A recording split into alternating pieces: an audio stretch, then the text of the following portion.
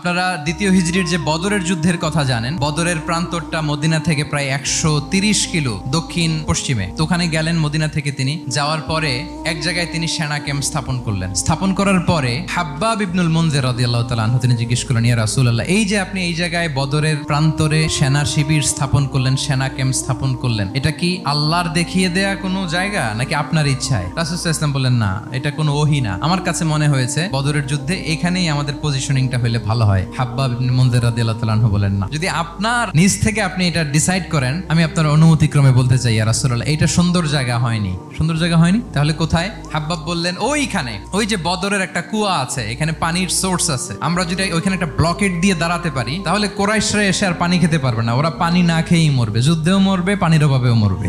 এক মুহূর্ত দেরি করলেন না রাসূল সাল্লাল্লাহু আলাইহি ওয়াসাল্লাম। এই অপিনিয়ন পাওয়ার সাথে সাথেই বললেন, এই সেনা ক্যাম্প এখান থেকে উঠে হাব্বাব যেখানে বলেছে ওইখানে যে সেনা শিবির স্থাপন কর।